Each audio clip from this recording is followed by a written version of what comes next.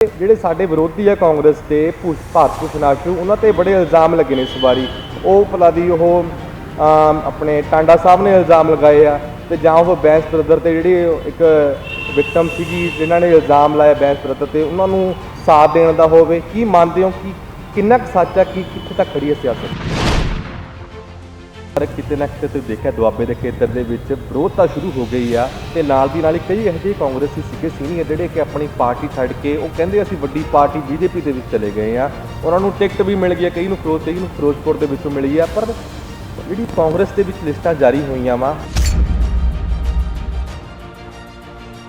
30 ਸਾਲ ਤੋਂ ਲੁਧਿਆਣੇ 'ਚ ਸਾਰੇ, ਚਾਹੇ ਟਾਂਡਾ ਸਾਹਿਬ ਹੋਣ ਚਾਹੇ ਗਰੇਵਾਲ ਸਾਹਿਬ ਹੋਣ, ਇਹਨਾਂ ਸਭ ਨੇ ਇਸ ਹਲਕੇ ਨੂੰ ਨੁਮਾਇੰਦਗੀ ਦਿੱਤੀ ਹੈ। ਤੇ ਉਹਨਾਂ ਨੇ ਆਪਣਾ ਟਰੈਕ ਰਿਕਾਰਡ ਦੱਸਣ ਨਾ ਵੀ ਉਸ ਮੌਕੇ ਤੇ ਉਹਨਾਂ ਨੇ ਕੀ ਕੀ ਕੀਤਾ ਤੇ ਅਸੀਂ ਅੱਗੋਂ ਕੀ ਕਰਨਾ ਚਾਹਾਂਗੇ। ਲੋਕ ਤੁਹਾਡੀ ਕ੍ਰੈਡੀਬਿਲਿਟੀ ਦੇਖਣਗੇ ਵੀ ਹਾਂ ਉਸ 5 ਸਾਲ 'ਚ ਇਹਨਾਂ ਨੇ ਇਹ ਚੀਜ਼ ਕਰੀ ਸੀ, ਤਾਂ ਇਹਨਾਂ ਨੂੰ ਅੱਗੋਂ ਮੌਕਾ ਦੇਖਣਾ ਕਿ ਲੁਧਿਆਣੇ ਨੂੰ ਡਿਵੈਲਪ ਕਰਨਾ ਸ਼ੁਰੂ ਕੀਤਾ ਹੈ ਨਾ। ਤੇ ਇਹ ਨਾ ਸੋਚੋ ਵੀ ਇਹ ਪ੍ਰੋਜੈਕਟ ਪੂਰੇ ਹੋਣ ਜਾ ਰਹੇ। ROB ਜਿਹੜਾ ਅਗਲੇ 3-3.5 ਮਹੀਨਿਆਂ 'ਚ ਅਸੀਂ ਪਬਲਿਕ ਲਈ ਸਾਰਾ ਤਿਆਰ ਕਰਕੇ ਖੋਲ੍ਹ ਦੇਣਾ ਹੈ। ਚਾਹੇ ਜਗਰਾਓਂ ਬ੍ਰਿਜ ਦਾ ਬਣਨਾ ਹੋਇਆ, ਚਾਹੇ ਕੋਈ ਬ੍ਰਿਜ ਇੱਥੇ GRS ਨਗਰ ਵਾਲਾ ਸੀਗਾ, ਅਸੀਂ ਬੜੇ ਟਾਈਮ ਬਾਉਂਡ ਤਰੀਕੇ ਨਾਲ ਪੂਰੇ ਕੀਤੇ। ਇਹ ਵੱਡੇ ਪ੍ਰੋਜੈਕਟ ਨੇ, ਕੰਪਲੀਕੇਟਡ ਪ੍ਰੋਜੈਕਟ ਨੇ, ਲੋਕਾਂ ਨੂੰ ਤਾਂ ਸਮਝ ਹੀ ਨਹੀਂ ਸੀ ਆ ਰਿਹਾ ਵੀ ਇਹ ਕਿਸ ਤਰੀਕੇ ਦਾ ਇਹ ਇਹੋ ਜਿਹਾ ਵਰਲਡ ਕਲਾਸ ਡਿਜ਼ਾਈਨ ਦਾ ਪੁਲ ਆ। ਇਹਦੇ ਨਾਲ ਉਸ ਇਲਾਕੇ ਦੀ ਕਾਫੀ ਸਮੱਸਿਆ ਟ੍ਰੈਫਿਕ ਦੀ ਹੱਲ ਹੋ ਜਾਣੀ। ਆਮ ਲੋਕਾਂ ਨੇ ਬੜੇ ਨਾ ਸਵਾਲ ਚੁੱਕੇ ਆ ਕਿ ਪਹਿਲਾਂ ਕੀ ਹੁੰਦਾ ਸੀ ਕਿ ਜਿਹੜੇ ਵੱਡੇ ਪੁਲਿਸ ਅਧਿਕਾਰੀ ਸੀ SSP ਲੈਵਲ ਤੱਕ ਸੀ, ਉਹਨਾਂ ਦੀਆਂ ਮੀਟਿੰਗਸ ਚੱਲਦੀਆਂ ਰਹਿੰਦੀਆਂ ਸੀਗੀਆਂ ਕਿ ਕ੍ਰਾਈਮ ਕਿਸ ਤਰ੍ਹਾਂ ਵਾ, ਕੀ ਵਧਿਆ ਕੀ ਘਟਿਆ ਵਾ। ਪਰ ਲੰਮੇ ਸਮੇਂ ਤੋਂ ਦੇਖਿਆ ਗਿਆ ਹੈ ਕਿ ਇਸ ਤਰ੍ਹਾਂ ਦੀ ਮੀਟਿੰਗਸ ਬਹੁਤ ਘਟੀਆਂ ਵਾ। ਕਾਰਨ ਕੀ ਆ? ਤੇ ਦੂਸਰੀ ਗੱਲ ਇਹ ਆ ਕਿ ਜਿਹੜੀ ਆਮ ਲੋਕ ਵਾ ਜਦੋਂ ਆਪਣਾ ਕੋਈ ਵੀ ਉਹ ਸ਼ਿਕਾਇਤ ਲੈ ਕੇ ਜਾਂਦੀ ਆ ਤਾਂ ਔਨ ਦਾ ਸਪੌਟ ਕਹਿ ਲਓ ਜਾਂ FIR ਦਰਜ ਹੋ ਜਾਂਦੀ ਹੈ। ਮੰਨ ਲਓ ਐਗਜ਼ਾਮਪਲ ਕਿਸੇ ਦੇ ਘਰ ਚੋਰੀ ਹੋ ਗਈ ਹੈ, FIR ਲਾਂਚ ਹੋ ਗਈ ਆ, ਪਰ ਹੱਲ ਨਿਕਲਦੇ ਨਹੀਂ ਪਏ।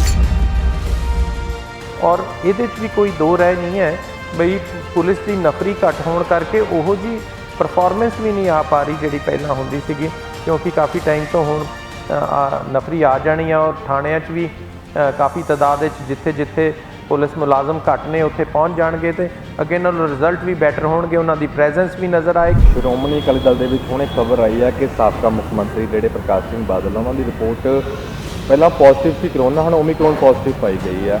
ਤੇ ਸ਼੍ਰੋਮਣੀ ਅਕਾਲੀ ਦਲ ਦਾ CM ਚਿਹਰਾ ਅਨਾਊਂਸ ਨਹੀਂ ਕੀਤਾ ਗਿਆ ਤੇ ਇਸ ਤੋਂ ਪਹਿਲਾਂ ਟਕਸਾਲੀਆਂ ਨੇ ਆਪਣੀ ਪਾਰਟੀ ਬਣਾ ਲਈ, ਫਿਰ ਸ਼ਾਮਿਲ ਹੋ ਗਏ ਸੀਗੇ। ਕੀ ਮੰਨਦੇ ਹੋ ਕਿ ਫਿਰ ਇਸ ਵਾਰ ਪਾਰਟੀ ਜਿਹੜੀ ਆ ਆਪਣੇ ਪਰਿਵਾਰ ਤੇ ਦਾਅ ਲਾਊਗੀ? ਉਹਨਾਂ ਨੂੰ ਭਗਵੰਤ ਮਾਨ ਜੀ ਨੂੰ ਆਪਣਾ ਚੀਫ ਮਿਨਿਸਟੀਰੀਅਲ ਕੈਂਡੀਡੇਟ ਡਰਾਮੈਟਿਕਲੀ ਕਿਸ ਤਰੀਕੇ ਐਲਾਨਿਆ ਹੈ, ਕਿਉਂਕਿ ਹਮੇਸ਼ਾ ਤੋਂ ਸਟ੍ਰੈਟਜੀ ਰਹਿੰਦੀ ਹੈ ਬੰਦੇ ਦੀ ਕ੍ਰੈਡੀਬਿਲਿਟੀ ਘੱਟ ਤੇ ਇੱਕ ਡਰਾਮਾ ਕ੍ਰੀਏਟ ਕਰਨ 'ਚ ਆਮ ਆਦਮੀ ਪਾਰਟੀ ਦਾ ਮਹਾਰਤ ਆ। ਸਤਿ ਸ਼੍ਰੀ ਅਕਾਲ ਜੀ। ਪੰਜਾਬ ਦੀਆਂ ਵਿਧਾਨ ਸਭਾ ਚੋਣਾਂ ਆ ਗਈਆਂ ਨੇ ਤੇ ਇਹਨਾਂ ਚੋਣਾਂ ਦੇ ਵਿੱਚ ਕਹਿੰਦੇ ਨੇ ਕਿ ਸਾਰੀ ਸਿਆਸਤ ਜਿਹੜੀ ਹੈ ਪੰਜਾਬ ਦੀ ਉਹ ਕਿਤੇ ਨਾ ਕਿਤੇ ਧੂਰਾ ਲੁਧਿਆਣੇ ਦੇ ਨਾਲ ਜ਼ਰੂਰ ਜੁੜਿਆ ਹੋਇਆ ਹੈ। ਤੇ ਉਸ ਧੂਰੇ ਦੇ ਵਿੱਚ ਇੱਕ ਅਜਿਹਾ ਸ਼ਖਸ ਜਿਹੜੀ ਆਪਣੀ ਪਰਸਨੈਲਿਟੀ ਨਾਲ ਵੀ ਬਹੁਤ ਜਾਣਿਆ ਜਾਂਦਾ ਤੇ ਆਪਣੇ ਕੰਮਾਂ ਦੇ ਨਾਲ ਵੀ ਬਹੁਤ ਜਾਣਿਆ ਜਾਂਦਾ, ਮੇਰੇ ਨਾਲ ਮੌਜੂਦ ਨੇ। ਕੈਬਨਿਟ ਮੰਤਰੀ ਰਹੇ ਨੇ ਭਾਰਤ ਭੂਸ਼ਣ ਆਸ਼ੂ। ਗੱਲਬਾਤ ਕਰਦੇ ਨੇ ਤੇ ਸਭ ਤੋਂ ਪਹਿਲਾਂ ਸਵਾਲ ਲੈ ਲੈਣੇ ਨੇ ਜਿਹੜੀ ਇਸ ਵਾਰ ਦੀ ਵਿਧਾਨ ਸਭਾ ਚੋਣਾਂ ਨੇ ਤੇ ਲਾਸਟ ਜੋ ਲੰਘੀਆਂ ਨੇ, ਫਰਕ ਕੀ ਦੇਖਦੇ ਹੋ? ਮੌਕਾ ਤਾਂ ਹਲੇ ਅਸੀਂ ਮੰਗਣ ਆਏ। ਸਭ ਤੋਂ ਪਹਿਲੀ ਗੱਲ ਲੋਕਾਂ ਕੋਲ ਮੌਕਾ ਮੰਗਣ ਲਈ ਉਹਨਾਂ 'ਚ ਪਿਛਲੇ 5 ਸਾਲ ਦਾ ਆਪਣਾ ਜਿਹੜਾ ਟਰੈਕ ਰਿਕਾਰਡ ਹੈ ਉਹ ਲੈ ਕੇ ਜਾ ਰਹੇ ਹਾਂ। ਅਸੀਂ ਹਲਕੇ ਵਾਸਤੇ ਕੀ ਕਰਿਆ, ਸਰਕਾਰ ਦੇ ਵਿੱਚ ਰਹਿੰਦਿਆਂ ਹੋਇਆਂ ਸਰਕਾਰ ਨੇ ਕਿਸ ਤਰੀਕੇ ਪਰਫਾਰਮ ਕਰਿਆ, ਔਰ ख़ास तौर पे जो पिछली 4 महीने ਦੀ ਚੰਨੀ ਸਾਹਿਬ ਦੀ ਸਰਕਾਰ ਸੀਗੀ ਉਹਦੀ ਪਰਫਾਰਮੈਂਸ ਕਿਸ ਤਰੀਕੇ ਦੀ ਰਹੀ। ਪਿਛਲੇ 4.5 ਸਾਲ ਜੋ ਕੈਪਟਨ ਅਮਰਿੰਦਰ ਸਿੰਘ ਹੋਣਾ ਨੇ ਕੰਮ ਕਰੇ, ਉਹਨਾਂ 'ਚ ਵੀ ਬਹੁਤ ਚੰਗੇ ਕੰਮ ਹੋਏ। ਉਹਨਾਂ ਦੇ ਵਾਸਤੇ ਅਸੀਂ ਲੋਕਾਂ 'ਚ ਲੈ ਕੇ ਜਾਵਾਂਗੇ ਤੇ ਲੋਕਾਂ ਤੋਂ ਫਤਵਾ ਦੁਬਾਰਾ ਮੰਗਾਂਗੇ ਸਰਕਾਰ ਵਿੱਚ ਆਉਣ ਦਾ। ਪੰਜਾਬ ਦੇ ਵਿੱਚ ਇਸ ਵਾਰ ਜਿਹੜਾ ਮਾਹੌਲ ਬਣਿਆ ਹੋਇਆ ਸਿਆਸਤ ਦਾ, ਪਹਿਲਾਂ ਤਾਂ ਸੀ ਅਕਾਲੀ ਕਾਂਗਰਸ ਦੇ ਵਿੱਚ ਕੈਪਟਨ ਅਮਰਿੰਦਰ ਸਿੰਘ ਨੇ ਕਾਫੀ ਸਮਾਂ ਜਿਹੜੇ ਆਪਣੀ ਪਕੜ ਬਣਾਈ ਰੱਖੀ ਪੰਜਾਬ ਦੇ ਵਿੱਚ ਵੀ ਤੇ ਨਾਲ ਦੀ ਨਾਲ ਹੀ ਆਪਣੇ ਵਿਧਾਇਕ ਮੰਤਰੀਆਂ ਤੇ ਵੀ। ਇਸ ਵਾਰ ਜੋ ਸਿਨੈਰੀਓ ਬਣਦਾ ਪਿਆ ਹੈ, ਉਸ ਸਿਨੈਰੀਓ ਦੇ ਵਿੱਚ ਮੁੱਖ ਮੰਤਰੀ ਚਰਨਜੀਤ ਸਿੰਘ ਚੰਨੀ ਹੋਣ, ਕੈਪਟਨ ਹੋਣ, ਸਿੱਧੂ ਸਾਹਿਬ ਹੋਣ, ਉਹ ਸਿਨੈਰੀਓ ਦੇ ਵਿੱਚ ਜਿਹੜੇ ਸਿੱਧੂ ਸਾਹਿਬ ਤੇ ਚੰਨੀ ਸਾਹਿਬ ਦੀ ਵਿੱਚ ਜਿਹੜੀ ਤਾਲਮੇਲ ਵਾ ਉਹ ਕਮੀ ਰਹੀ ਆ, ਕੀ ਉਸ ਦਾ ਪਾਰਟੀ ਦੇ ਕਿਤੇ ਨਾ ਕਿਤੇ ਢਾਹ ਲੱਗਦੀ ਨਜ਼ਰ ਆ ਰਹੀ ਹੈ? नहीं, कुछ ऐसी गल नहीं। काफ़ी चीज़ां हुण अगे अंडर कंट्रोल ने, इकट्ठे होके काम कर रहे ने। जे अगर तुसी इस तरीके का ही नज़रिया रखना आ तां बीजेपी PLC और जिहड़ा संयुक्त अकाली दल है उन्हां दे भी लीडर साहबानां दा हले इन्ना तालमेल तां आपस च होया नहीं। पर इलैक्शन जिवें जिवें चलदा जाएगा चेहरे बड़े साफ और क्लीयर सारे पासियों आ जाने ने और जो पार्टियां दे मैनीफेस्टो आने ने, चाहे साडे प्रधान साहब दा पंजाब मॉडल है जां मैनीफेस्टो है, जदों इकट्ठियां करके एक लोगां 'च एक सोच नाल असीं जावांगे तां कोई कन्फ्यूजन रहनी नहीं। और अज जो तुसीं माहौल कह रहे हो कि वक्रियां पार्टियां आ गईयां मैदान दे विच, उहदे करके लोगां नूं ऑप्शन ज़्यादा जरूर मिली है, पर मैं समझदा हां भी इन्हां सारियां दे विच जे कोई फॉर्मिडेबल ऑप्शन हैगी है तो कांग्रेस पार्टी है जो चन्नी साहब की रहनुमाई दे विच उन्होंने चार महीने च डिलीवर करने की कोशिश की है।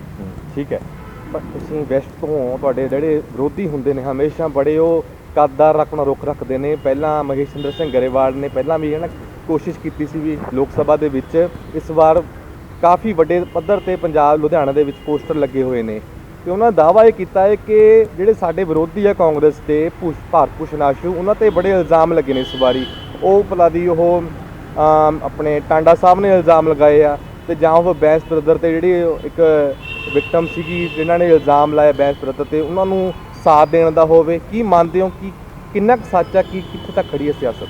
ਇਹ ਸਿਆਸਤ ਨਾ ਜ਼ਿਆਦਾ ਗਿਰ ਗਈ ਥੋੜੀ ਜਿਹੀ, ਨਹੀਂ ਬੇਬੁਨਿਆਦ ਗੱਲਾਂ ਨਾਲ, ਬੇਬੁਨਿਆਦ ਇਲਜ਼ਾਮਾਂ ਨਾਲ अगर लोग भरमाए जाते तो फिर हर कोई झूठा बंदा इत्थे लीडर बनया होंदा। मैनू लगता नहीं 4.5 साल पौने 5 साल तुसी बड़े आराम नाल काम करते हो, लोगों के जिहड़े लोग पक्खी फैसले करते हो, जो लोगों नू चाहिदा आ हलके दे विच वो डिवेलपमेंट करने की कोशिश करते हो। पिछे 25-30 साल तो लुधियाने सारे, चाहे टांडा साहब होण चाहे गरेवाल साहब होण, इन्हां सब ने इस हल्के नूं नुमाइंदगी दिती है ते उन्होंने अपना ट्रैक रिकॉर्ड दस्सण ना भी उस मौके ते उन्होंने की कीता ते असीं अग्गों की करना चाहांगे। लोग तुहाडी क्रेडिबिलिटी देखणगे भी हाँ उस 5 साल च इन्होंने यह चीज़ करी सी तो इन्हों अग्गों मौका देखणगे। मैं तो सिर्फ तो सिर्फ सिंपल मैं आ कीता, तुहाडे नाल कमिटमेंट करी सी, कोशिशां कीतियां, अगर तुहानूं चंगियां लगदियां तो एक मौका होर दिओ। जो प्लेटफार्म असी लुधियाने की डिवेलपमेंट का तैयार किया उन्होंने असी अगे जरूर लैके जावांगे। हुण टेक ऑफ करन दा टाइम है। कोर इशूज़ लुधियाने दे सीगे वो सारे, चाहे कोई बुढ़े नाले का होवे, इत्थे दी इन्वायरनमेंट की समस्या का होवे, इत्थे दे ट्रैफिक का होवे, असी सारियां ते कोई ना कुछ काम करन दा यतन कीता है। एक लंबे समय तो लुधियाने दे लोग जिहड़े आ ना वो बड़ी वेट भी करते पे आ, ते जिहड़े ते सीनियर लोग वो समझते हैं कि टाइम लगता हरेक चीज़ में, पर जिहड़े आम जनता वा जिहड़े रोज़मर्रा की जिंदगी के विच ऑफिस जाते हैं जां कॉलेज के विच बच्चे जाते हैं, वो बड़े सवाल पुछते हैं। तुहाडे तक सीधा सवाल लेना वा, आम लोगों का सवाल आ कि कदों तक ये सुलझू सारा मैटर? सारे कम देखो, जदों हुण असीं लुधियाने नूं डिवेलप करना शुरू किया है ना, तो ये ना सोचो भी आ प्रोजेक्ट पूरे होने जा रहे। RUB जिहड़ा अगले 3-3.5 महीनों असी पब्लिक लई सारा तैयार करके खोल देना है। चाहे जगराओं ब्रिज का बनना होया, चाहे कोई ब्रिज इत्थे BRS नगर वाला सीगा, असी बड़े टाइम बाउंड तरीके नाल पूरे किए। ये वड्डे प्रोजेक्ट ने, कॉम्प्लीकेटेड प्रोजेक्ट ने, लोगों को तो समझ ही नहीं सी आ रहा भी ये किस तरीके का ये इहो जिहा वर्ल्ड क्लास डिज़ाइन का पुल आ, ये उस इलाके की काफ़ी समस्या ट्रैफिक की हल हो जानी है। एलीवेटेड रोड है, असी कोशिश करते पे NHAI नाल गलबात करके कद दी शुरू हुई हुण असी इहदा काम किन्नी तेज़ी नाल शुरू करवा रखा अगे, ताकि ये जल्दी तो जल्दी अगले साल इसे साल दे विच इहनूं कंप्लीट करके ये लोगों के हवाले करिए। होर आल्टरनेट रूट्स असी तैयार करते पे हाँ, होर अगों ये काम खत्म होने है। साडी प्लैनिंग है असी अगों नवे पुल चालू करिए। जिन्नियां लुधियाना वैस्ट के अंदर जिथे जिथे रेलवे लाइन जां साडी नहर करके सानू मुश्किल आंदियां, असी सारियां ते पुल बना जीए। शास्त्री नगर पेंडिंग आ, अगे इधर आतम नगर कंस्टीचुएंसी दे विच आ जांदा जिहड़ा दाणा मंडी दे मगर D ब्लॉक दे नाल असी उहदे ते ROB बनाना है। साडी सारी प्लैनिंग है और उहदे वास्ते असी फाइनैंशियल अरेंजमेंट भी कर रखिया होया। असी कदी ना हुंदा ना लोकां नूं भी यार मैनू आज जिवें 2022 चढ़ गया सितंबर तक जां ਕੁਆਟਰ ਤੱਕ ਜਾਂ ਸੈਂਟਰ ਤੱਕ ਹੋ ਜੂ ਕੋਈ ਹੱਲ? ਨਹੀਂ ਇਹ ਤਾਂ ਟਾਈਮ ਬਾਉਂਡ ਤਰੀਕੇ ਨਾਲ, ਮੈਂ ਤਾਂ ਕਿਹਾ ਅਗਲੇ 3 ਮਹੀਨੇ 'ਚ ਜਿਹੜਾ ਆਰਓਬੀ ਆਰਯੂਬੀ ਹੈ ਉਹ ਪੂਰਾ ਹੋਣ ਜਾ ਰਿਹਾ ਹੈ। ਜਿਹੜਾ NHAI ਦਾ ਪ੍ਰੋਜੈਕਟ ਹੈ ਉਹ NHAI ਵੀ ਜਾਣਦੀ ਹੈ ਵੀ ਕਿਉਂ ਲੇਟ ਹੋਇਆ, ਪਰ ਪਿਛਲੇ 3 ਸਾਲ 'ਚ 2-2.5 ਸਾਲ 'ਚ ਤੁਸੀਂ ਦੇਖਿਆ ਹੋਣਾ ਉਹਦੇ ਤੇ ਕੰਮ ਬੜੀ ਤੇਜ਼ੀ ਨਾਲ ਜਿਹੜਾ ਸਿੰਗਲਾ ਕੰਟਰੈਕਟਰ ਦਾ ਸੀਗਾ ਉਹ ਆਲਮੋਸਟ ਕੰਪਲੀਸ਼ਨ ਤੇ ਆ ਗਿਆ। ਗੈਮਨ ਵਾਲਾ ਪਾਰਟ ਸੀਗਾ, ਗੈਮਨ ਨਹੀਂ ਸੀ ਕਰ ਪਾ ਰਹੀ, ਬੈਂਕਰਪਟ ਹੋ ਗਈ ਸੀਗੀ, ਉਹਦੇ 'ਚੋਂ ਡੀਸਕੋਪ ਕਰਕੇ ਭਾਰਤਨਗਰ ਚੌਂਕ ਤੋਂ ਅਗਲਾ ਕੰਮ ਕਿਸੇ ਹੋਰ ਕੰਪਨੀ ਨੂੰ ਦਿੱਤਾ ਗਿਆ। ਉਹ ਬੜੀ ਤੇਜ਼ੀ ਨਾਲ ਕੰਮ ਕਰਦੀ ਜਾ ਰਹੀ ਹੈ ਔਰ ਮੇਰਾ ਖਿਆਲ ਹੈ ਵੀ NHAI ਤਾਂ ਇਸ ਸਾਲ ਦੇ ਅਖੀਰ ਤੱਕ ਕੰਮ ਪੂਰਾ ਹੋ ਜਾਊਗਾ।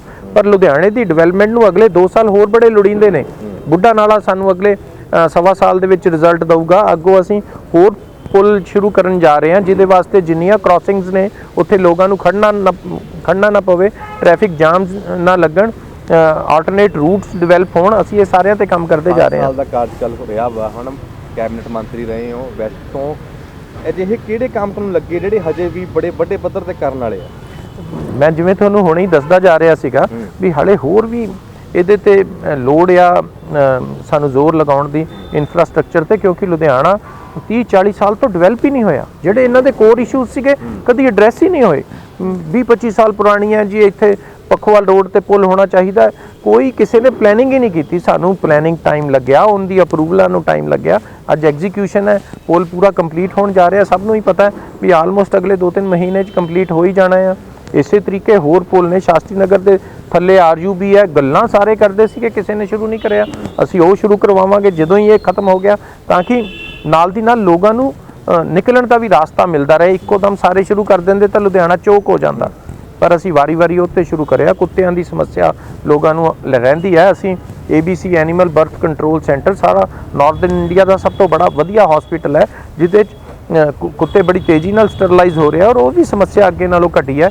ਹੋਰ ਸਭ ਤੋਂ ਬੜੀ ਗੱਲ ਹੈ ਬਈ ਲੁਧਿਆਣੇ ਸ਼ਹਿਰ ਦੀ ਡਿਲੀਵਰੀ ਸਿਸਟਮ ਕਿਸ ਤਰੀਕੇ ਵਧੀਆ ਹੋਵੇ, ਅਸੀਂ ਉਹਦੇ ਤੇ ਕੰਮ ਕਰਿਆ। ICCC ਸਾਡਾ ਆਲਮੋਸਟ ਕੰਪਲੀਟ ਹੋਣ ਨੂੰ ਪਿਆ। ਅਸੀਂ ਸਾਰੀਆਂ ਜਿੰਨੀਆਂ ਸਰਵਿਸਿਜ਼ ਹੈ ਉਹ ਕੰਪਿਊਟਰ ਤੇ ਲੈ ਆਉਣੀਆਂ, ਟੈਕਨੋਲੋਜੀ ਇਨਵੋਲਵ ਕਰਕੇ ਲੋਕਾਂ ਨੂੰ ਸਹੂਲੀਅਤ ਘਰ ਬੈਠਿਆਂ ਨੂੰ ਪਹੁੰਚਾਉਣੀ ਹੈ, ਇੰਟਰਫੇਸ ਖਤਮ ਕਰਨੇ ਆ ਵਿੱਚੋਂ, ਤਾਂ ਕਿ ਇਹ ਜਿਹੜੇ ਕਰਪਸ਼ਨ ਦੇ ਬਾਰ-ਬਾਰ ਇਲਜ਼ਾਮ ਲੱਗਦੇ ਆ ਕਿ ਛੋਟੇ-ਮੋਟੇ ਕੰਮਾਂ 'ਚ ਵੀ ਰਿਸ਼ਵਤ ਦੇਣੀ ਪੈਂਦੀ ਹੈ, ਇਹ ਸਾਰਾ ਸਿਸਟਮ ਅਸੀਂ ਆਨਲਾਈਨ ਲਿਆਉਣ ਦੀ ਕੋਸ਼ਿਸ਼ ਕਰਨੀ ਹੈ। ਕਈ ਵਾਰ ਨਾ ਪੁਲਿਸ ਵਾਲਿਆਂ ਤੇ ਜਿਹੜੀ ਸਿਸਟਮ ਆ ਆਪਣਾ ਪੰਜਾਬ ਪੁਲਿਸ ਦਾ, ਆਮ ਲੋਕਾਂ ਨੇ ਬੜੇ ਨਾ ਸਵਾਲ ਚੁੱਕੇ ਆ ਕਿ ਪਹਿਲਾਂ ਕੀ ਹੁੰਦਾ ਸੀ ਕਿ ਜਿਹੜੇ ਵੱਡੇ ਪੁਲਿਸ ਅਧਿਕਾਰੀ ਸੀ SSP ਲੈਵਲ ਤੱਕ ਸੀ, ਉਹਨਾਂ ਦੀਆਂ ਮੀਟਿੰਗਸ ਚੱਲਦੀਆਂ ਰਹਿੰਦੀਆਂ ਸੀਗੀਆਂ ਵੀ ਕ੍ਰਾਈਮ ਕਿਸ ਤਰ੍ਹਾਂ ਵਾ, ਕੀ ਵਧਿਆ ਕੀ ਘਟਿਆ ਵਾ। ਪਰ ਲੰਮੇ ਸਮੇਂ ਤੋਂ ਦੇਖਿਆ ਗਿਆ ਹੈ ਕਿ ਇਸ ਤਰ੍ਹਾਂ ਦੀ ਮੀਟਿੰਗਸ ਬਹੁਤ ਘਟੀਆਂ ਵਾ। ਕਾਰਨ ਕੀ ਆ? ਤੇ ਦੂਸਰੀ ਗੱਲ ਇਹ ਆ ਕਿ ਜਿਹੜੀ ਆਮ ਲੋਕ ਵਾ, ਜਦੋਂ ਆਪਣਾ ਕੋਈ ਵੀ ਉਹ ਸ਼ਿਕਾਇਤ ਲੈ ਕੇ ਜਾਂਦੀ ਆ ਤਾਂ ਔਨ ਦਾ ਸਪੌਟ ਕਹਿ ਲਓ ਜਾਂ FIR ਦਰਜ ਹੋ ਜਾਂਦੀ ਹੈ। ਮੰਨ ਲਓ ਐਗਜ਼ਾਮਪਲ ਕਿਸੇ ਦੇ ਘਰ ਚੋਰੀ ਹੋ ਗਈ ਹੈ, FIR ਲਾਂਚ ਹੋ ਗਈ ਆ, ਪਰ ਹੱਲ ਨਿਕਲਦੇ ਨਹੀਂ ਪਏ। ਕ੍ਰਾਈਮ ਡਿਟੈਕਸ਼ਨ ਰੇਟ ਕਾਫੀ ਅੱਛਾ ਆ, ਪੁਲਿਸ ਦੀ ਪਰਫਾਰਮੈਂਸ ਹੈ। ਹਾਂ, ਮੈਟਰੋ ਸ਼ਹਿਰ ਹੋ ਗਿਆ, ਵੱਡਾ ਸ਼ਹਿਰ ਹੋ ਗਿਆ, ਉਹਦੇ ਵਿੱਚ ਇਹੋ ਜਿਹੀਆਂ ਘਟਨਾਵਾਂ ਦੇਖਣ ਨੂੰ ਮਿਲਦੀਆਂ ਔਰ ਇਹਦੇ 'ਚ ਵੀ ਕੋਈ ਦੋ ਰਾਏ ਨਹੀਂ ਹੈ ਬਈ ਪੁਲਿਸ ਦੀ ਨਫਰੀ ਘੱਟ ਹੋਣ ਕਰਕੇ ਉਹੋ ਜੀ ਪਰਫਾਰਮੈਂਸ ਵੀ ਨਹੀਂ ਆ ਪਾ ਰਹੀ ਜਿਹੜੀ ਪਹਿਲਾਂ ਹੁੰਦੀ ਸੀਗੀ, ਕਿਉਂਕਿ ਕਾਫੀ ਟਾਈਮ ਤੋਂ ਹੁਣ ਨਫਰੀ ਆ ਜਾਣੀ ਆ ਔਰ ਥਾਣਿਆਂ 'ਚ ਵੀ ਕਾਫੀ ਤਾਦਾਦ ਵਿੱਚ ਜਿੱਥੇ ਪੁਲਿਸ ਮੁਲਾਜ਼ਮ ਘੱਟ ਨੇ ਉੱਥੇ ਪਹੁੰਚ ਜਾਣਗੇ ਤੇ ਅੱਗੇ ਨਾਲੋਂ ਰਿਜ਼ਲਟ ਵੀ ਬੈਟਰ ਹੋਣਗੇ, ਉਹਨਾਂ ਦੀ ਪ੍ਰੈਜ਼ੈਂਸ ਵੀ ਨਜ਼ਰ ਆਏਗੀ ਤੇ ਥੋੜਾ ਜਿਹਾ ਭੈ ਵੀ ਬਣੇਗਾ।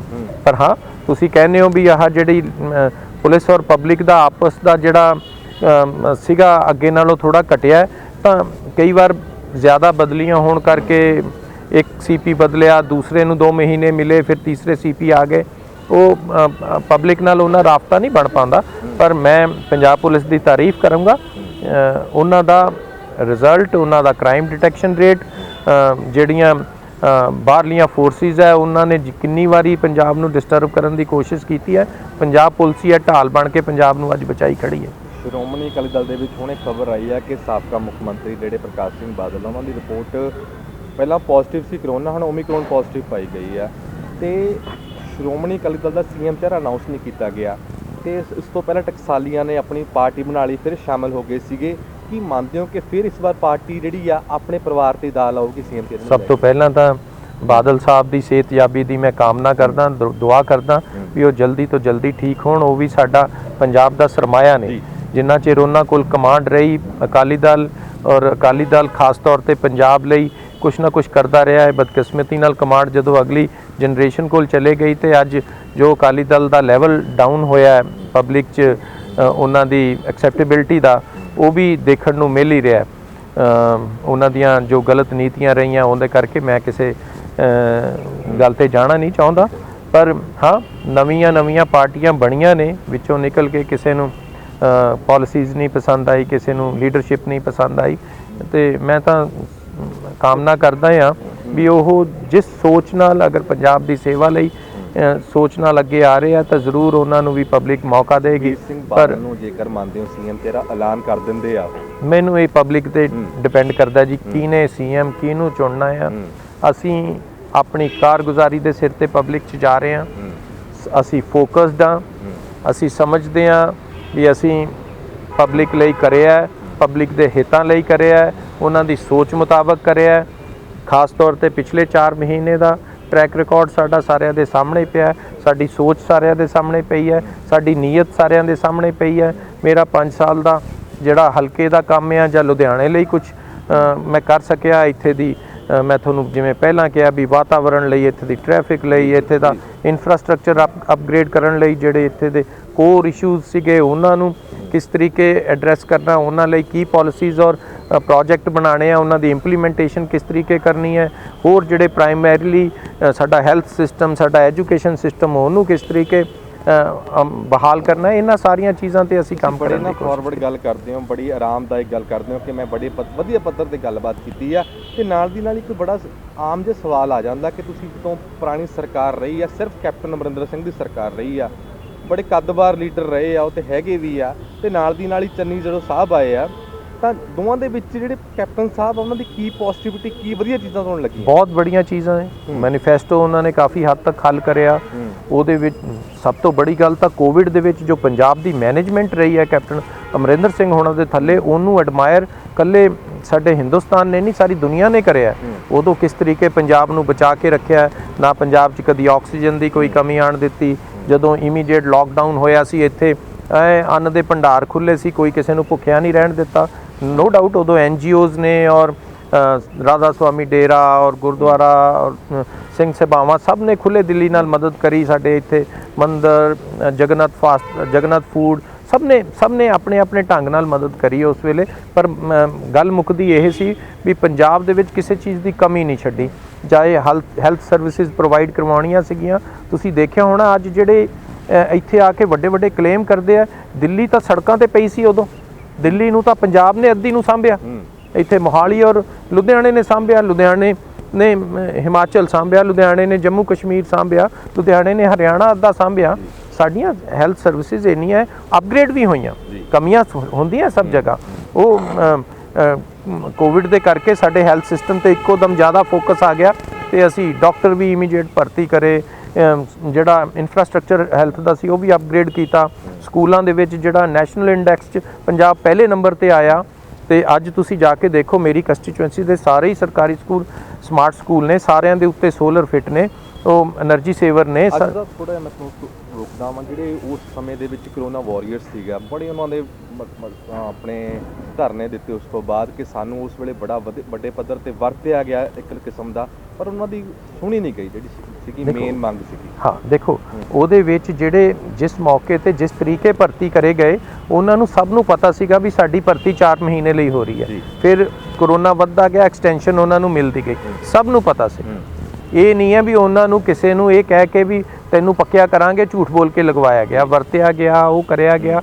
ਇਹ ਗੱਲਾਂ ਹਰੇਕ ਨੂੰ, ਤੁਹਾਡੀ ਵੀ ਇੱਛਾ ਰਹੇਗੀ, ਤੁਸੀਂ ਵੀ ਕਿਸੇ ਕੰਪਨੀ ਨਾਲ ਕੰਮ ਕਰਦੇ ਹੋ, ਅੱਜ ਤੁਸੀਂ ਆਪਣੀਆਂ ਸਰਵਿਸਿਜ਼ ਦੇ ਰਹੇ ਹੋ, ਕੱਲ੍ਹ ਕਿਸੇ ਕਾਰਨ ਕਰਕੇ ਤੁਹਾਡੀਆਂ ਸਰਵਿਸਿਜ਼ ਹੁੰਦੀਆਂ ਤੇ ਤੁਸੀਂ ਇਹ ਕਹੋ ਮੈਂ ਸਭ ਕੁਝ ਦਿੱਤਾ ਉਹਨਾਂ ਨੂੰ, ਉਹਨਾਂ ਨੇ ਮੇਰੇ ਨਾਲ ਧਰੋ ਕਰਿਆ। ਇਹ ਕੁਝ ਕੰਟਰੈਕਚੁਅਲ ਇਸ਼ੂਜ਼ ਹੁੰਦੇ ਆ, ਤੁਸੀਂ ਕੰਟਰੈਕਟ 'ਚ ਬੰਨੇ ਹੋਏ ਹੋ, ਜਿਹੜਾ ਇੰਪਲੋਈ ਔਰ ਜਿਹੜਾ ਇੰਪਲੋਇਰ ਆ ਉਹਨਾਂ ਦੋਨਾਂ ਦੇ, ਤੇ ਉਸ ਚੀਜ਼ਾਂ ਦੇ ਤਹਿਤ ਪੇ ਦਾ ਬੜਾ ਇਸ਼ੂ ਰਿਹਾ ਉਹਨਾਂ ਦਾ। ਪੇ ਦਾ ਇਸ਼ੂ ਅੱਡ ਸਾਡੇ ਸੈਕਸ਼ਨਸ ਜਿਹੜੇ ਸੀਗੇ ਉਹਨਾਂ ਦੇ ਕਾਫੀ ਸਾਰੇ ਬੰਦਿਆਂ ਦੇ ਇਸ਼ੂਜ਼ ਹੱਲ ਹੋ ਗਏ।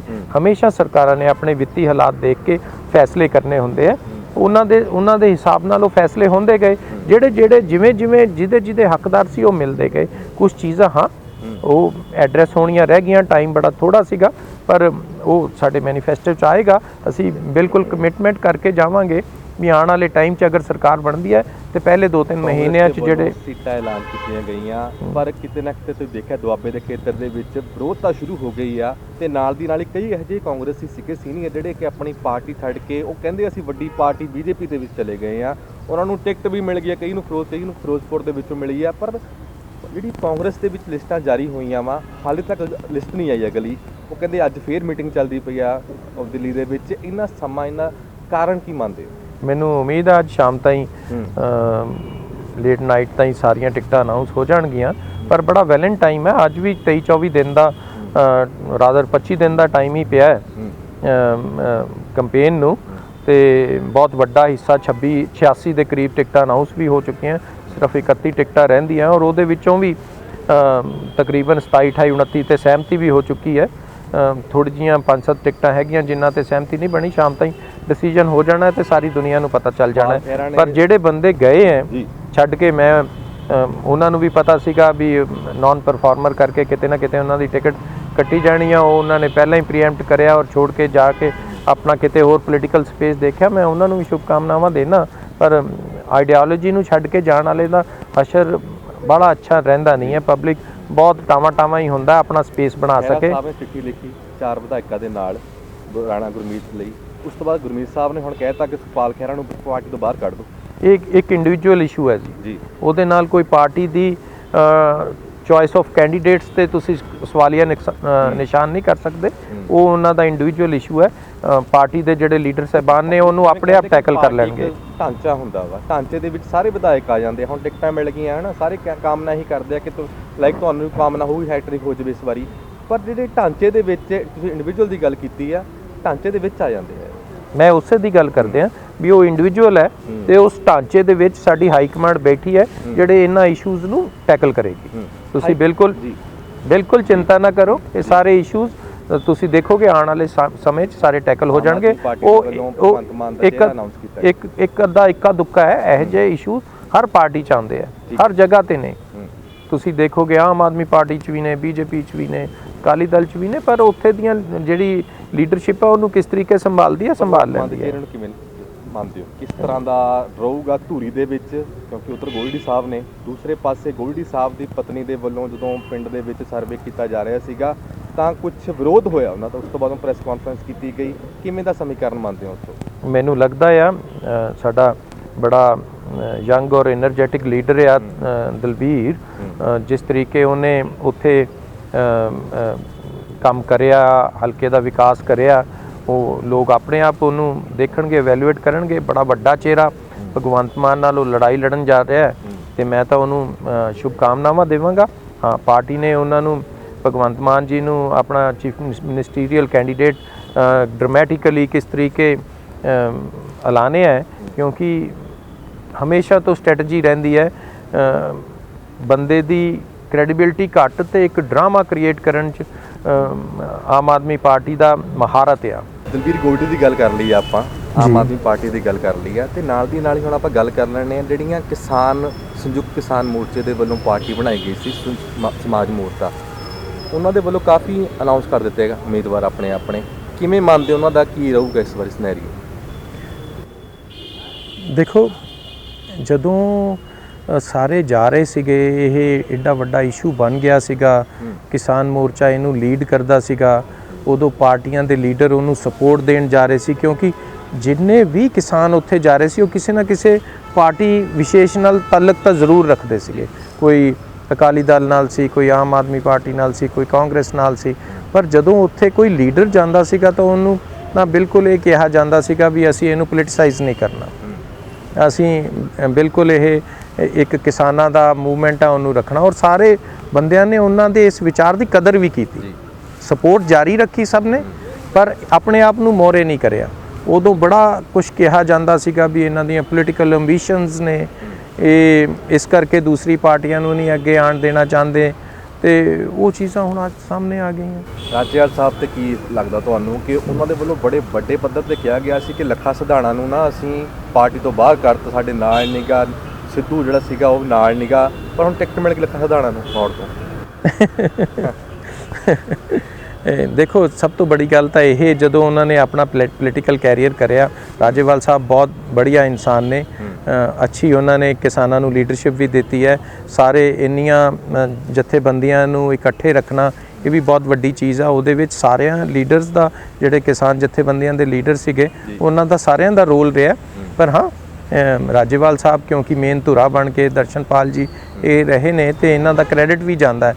ਤੇ ਐਡਾ ਵੱਡਾ ਇਸ਼ੂ ਉਹਨਾਂ ਨੇ ਕਾਨੂੰਨ ਵਾਪਸ ਕਰਾਇਆ, ਤੇ ਸਲੂਟ ਵੀ ਕਰਦਾ। ਔਰ ਜਿੰਨੇ ਪੰਜਾਬ ਦੇ ਲੋਕ ਆ, ਮੈਂ ਸਾਰੇ ਉਹਨਾਂ ਨੂੰ ਵੀ ਸਲੂਟ ਕਰਦਾ, ਚਾਹੇ ਸ਼ਹਿਰੀ ਸੀ ਚਾਹੇ ਰੂਰਲ ਏਰੀਏ ਦੇ ਸੀ, ਵੀ ਉਹਨਾਂ ਨੇ ਬੜਾ ਜਾਬਤਾ ਰੱਖ ਕੇ ਇਸ ਮੂਵਮੈਂਟ ਨੂੰ 1.5-2 ਸਾਲ ਜਿੰਨਾ ਰਿਹਾ ਉਹਨੂੰ ਚਲਾਇਆ। ਤੇ ਪਰ ਹੁਣ ਜਦੋਂ ਪੋਲੀਟੀਕਲ ਐਂਬੀਸ਼ਨਸ ਆ ਜਾਂਦੀਆਂ ਨਾ, ਤਾਂ ਉਹਨਾਂ ਨੂੰ ਪਤਾ ਲੱਗਦਾ ਆ ਵੀ ਫਿਰ ਉਹੀ ਚੀਜ਼ਾਂ ਜਿਹੜੀਆਂ ਉਹਨਾਂ ਨੇ ਆਪ ਬੋਲੀਆਂ ਹੁੰਦੀਆਂ ਤੇ ਉਹ ਕਿਵੇਂ ਨਿਕਲਣੀਆਂ ਪੈਂਦੀਆਂ, ਤੇ ਉਹ ਸਾਹਮਣੇ ਆ ਜਾਣਗੀਆਂ।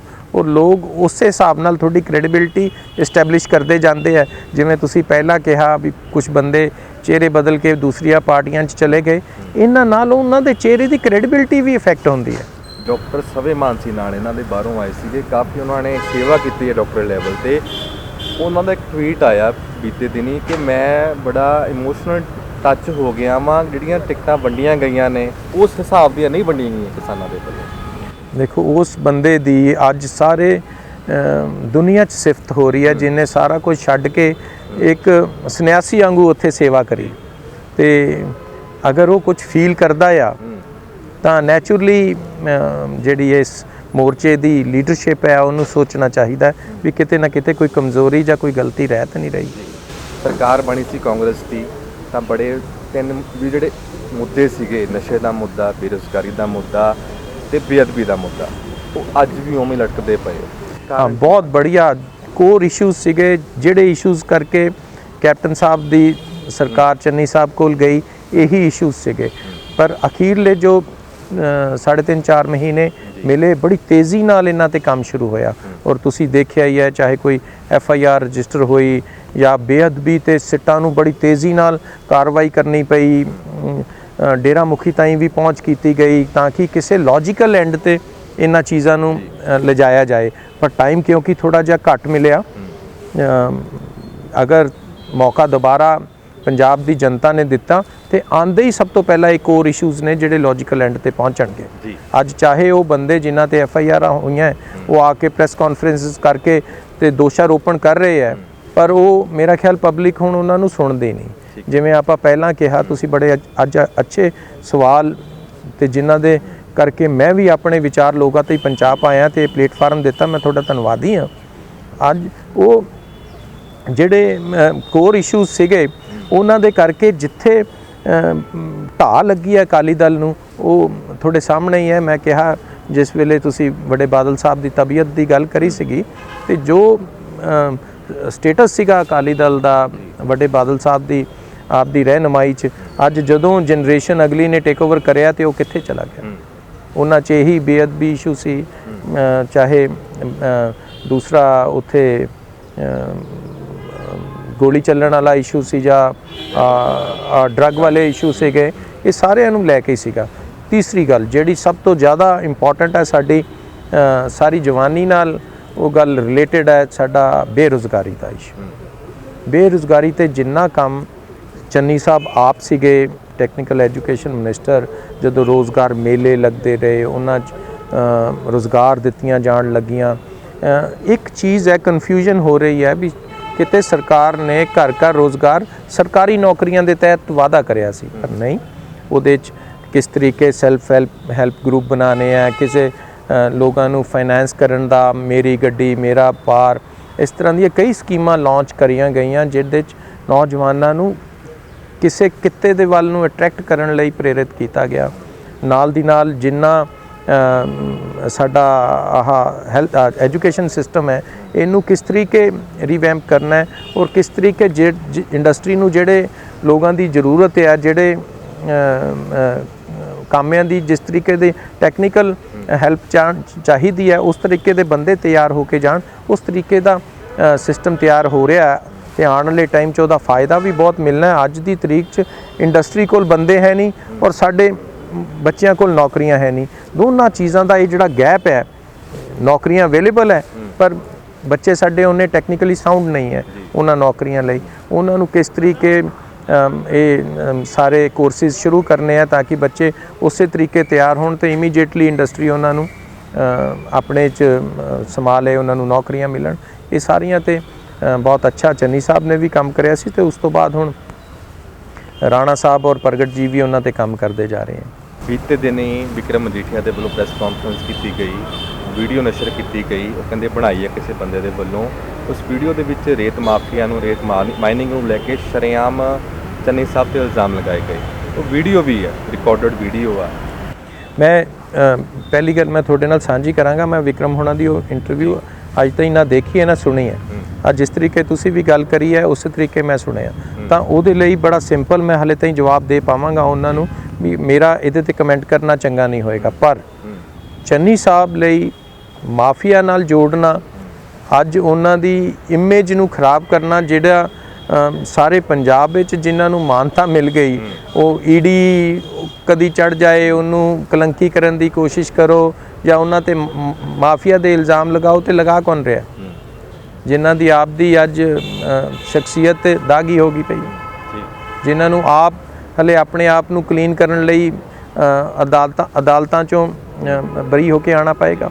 ਸੋ ਇਹ ਸਾਰੀਆਂ ਚੀਜ਼ਾਂ ਹਲੇ ਛੱਡਦੀ ਹੈ ਅੱਜ, ਕਿਉਂਕਿ ਸਾਰੇ ਇਸ਼ੂਜ਼ ਪਬਲਿਕ ਕੋਲ ਚਲੇ ਗਏ ਔਰ ਤੁਹਾਡੇ ਪਲੇਟਫਾਰਮ ਰਾਹੀਂ ਮੈਂ ਪਬਲਿਕ ਨੂੰ ਐਡਰੈਸ ਕਰੂੰਗਾ। ਅਗਰ ਤੁਸੀਂ ਕਿਸੇ 'ਚ ਕਸੂਰ ਸਮਝਦੇ ਹੋ ਤੇ ਉਹਨੂੰ ਬਿਲਕੁਲ ਸਜ਼ਾ ਦਿਓ, ਕਿਉਂਕਿ ਅਲਟੀਮੇਟਲੀ ਤੁਹਾਡੇ ਹੱਥ 'ਚ ਬਟਨ ਹੈ, ਤੁਸੀਂ ਕਿਹਨੂੰ ਮੋਹਰੇ ਲਿਆਉਣਾ ਆ, ਤੁਸੀਂ ਕਿਸ ਤਰੀਕੇ ਦੀ ਸਰਕਾਰ ਚਾਹੁੰਦੇ ਹੋ। ਤੁਸੀਂ ਅਗਰ ਕਿਸੇ ਕੰਮ ਵਾਲੇ ਬੰਦਿਆਂ ਨੂੰ ਮੋਹਰੇ ਲਿਜਾਣਾ ਚਾਹੁੰਦੇ ਹੋ ਜਾਂ ਹਰ ਚੀਜ਼ ਨੂੰ ਮਜ਼ਾਕ 'ਚ ਉਡਾਉਣਾ ਚਾਹੁੰਦੇ ਹੋ, ਇੱਥੇ ਦੀ ਸਿਸਟਮ ਦੀ ਸੀਰੀਅਸਨੈਸ ਨੂੰ ਕਿਸ ਤਰੀਕੇ ਮੋਹਰੇ ਰੱਖਣਾ ਆ, ਇਹ ਸਭ ਕੁਝ ਲੋਕਾਂ ਤੇ ਡਿਪੈਂਡ ਕਰਦਾ। ਬੜੀ ਜ਼ਰੂਰਤ ਹੈ ਪੰਜਾਬ ਨੂੰ, ਪੰਜਾਬ ਪਿਛੜਦਾ ਜਾ ਰਿਹਾ ਹੈ। ਸਿੱਧੂ ਸਾਹਿਬ ਆਪਣਾ ਮਾਡਲ ਮੋਹਰੇ ਲਿਆ ਰਹੇ ਹੈ, ਸਾਡਾ ਮੈਨੀਫੈਸਟੋ ਤਿਆਰ ਹੋ ਰਿਹਾ। ਤੁਸੀਂ ਜਦੋਂ ਇਹ ਸਾਰੀਆਂ ਚੀਜ਼ਾਂ ਇਕੱਠੀਆਂ ਹੋ ਕੇ ਪਬਲਿਕ ਦੇ ਵਿੱਚ ਜਾਣਗੀਆਂ, ਤੁਸੀਂ ਦੇਖੋ ਵੀ ਉਹਦੇ 'ਚ ਸੀਰੀਅਸਨੈਸ ਹੈ, ਸਾਡੇ ਲੀਡਰਾਂ ਦੀ ਕ੍ਰੈਡੀਬਿਲਟੀ ਹੈ, ਚਾਹੇ ਉਹ ਨਵਜੋਤ ਸਿੱਧੂ ਨੇ, ਚਾਹੇ ਜਾਖੜ ਸਾਹਿਬ ਨੇ, ਔਰ ਖ਼ਾਸ ਤੌਰ ਤੇ ਮੈਂ ਕਹੂੰਗਾ ਜੋ ਸੀਐਮ ਸਾਹਿਬ ਚੰਨੀ ਸਾਹਿਬ ਦਾ ਪਿਛਲਾ 4 ਮਹੀਨੇ ਦਾ ਟਰੈਕ ਰਿਕਾਰਡ ਹੈ। ਇਹਨਾਂ ਸਾਰੀਆਂ ਚੀਜ਼ਾਂ ਦੇ ਉੱਤੇ ਲੋਕਾਂ ਨੂੰ ਫੈਸਲਾ ਕਰਨਾ ਚਾਹੀਦਾ, ਉਹਨਾਂ ਨੂੰ ਦੇਖਣਾ ਚਾਹੀਦਾ ਵੀ ਜਿੰਨੇ ਕੰਮ ਹੋਏ ਉਹਨਾਂ 'ਚ ਇੱਛਾ ਸ਼ਕਤੀ, ਉਹਨਾਂ 'ਚ ਨੀਅਤ ਕਿਸ ਤਰੀਕੇ ਦੀ ਸੀ। ਅਗਰ ਸਾਡੀ ਇੱਛਾ ਸ਼ਕਤੀ ਹੈ, ਸਾਡੀ ਨੀਅਤ ਪੰਜਾਬ ਦੇ ਲਈ, ਪੰਜਾਬ ਦੇ ਲੋਕਾਂ ਲਈ ਹੈ, ਤਾਂ ਸਾਨੂੰ ਜ਼ਰੂਰ ਮੌਕਾ ਦੇਣਾ ਚਾਹੀਦਾ। ਅਖੀਰਲਾ ਸਵਾਲ ਇੱਕ, ਬੇਰੁਜ਼ਗਾਰੀ ਦਾ ਮੁੱਦਾ, ਨਸ਼ੇ ਦਾ ਮੁੱਦਾ, ਸਰਕਾਰ ਜੇ ਬਣਦੀ ਆ, ਬੇਰੁਜ਼ਗਾਰੀ ਤੇ ਆਮ ਜਿਹੜੇ ਬੱਚੇ ਆ ਆਈਲੈਟਸ ਕਰਕੇ ਬਾਹਰ ਜਾਂਦੇ ਪਏ ਆ, ਆਈਲੈਟਸ ਨੂੰ ਡਿਗਰੀ ਸਮਝਣ ਲੱਗ ਪਏ ਆ, ਕੀ ਕਰੋਗੇ? ਨਸ਼ੇ ਦੇ ਮੁੱਦੇ ਤੇ ਰਿਹੈਬ ਸੈਂਟਰ ਬਣੇ ਆ, ਉਹਨਾਂ ਸੈਂਟਰਾਂ ਦੀ ਹਾਲਤ ਬਹੁਤ ਮੰਦੀ ਹੈ, ਜਿਹੜੇ ਕਿ ਬੜੇ ਧਰਾਤਲ ਮੁੱਦੇ ਨੇ, ਕੀ ਨਵਾਂ ਕਰੋਗੇ? ਬਿਲਕੁਲ ਬਹੁਤ ਅੱਛੀ ਚੀਜ਼ ਤੁਸੀਂ ਕਹੀ ਹੈ। ਸਭ ਤੋਂ ਪਹਿਲਾਂ ਤਾਂ ਜਿਹੜੇ ਸਾਡਾ ਬ੍ਰੇਨ ਡਰੇਨ ਬੱਚੇ ਬਾਹਰ ਜਾਂਦੇ ਆ ਆਈਲੈਟਸ ਕਰਕੇ, ਕਿਉਂਕਿ ਉਹਨਾਂ ਨੂੰ ਇਹ ਸਮਝ ਆਉਂਦੀ ਹੈ ਵੀ ਇੱਥੇ ਮੌਕੇ ਨਹੀਂ ਮਿਲਦੇ।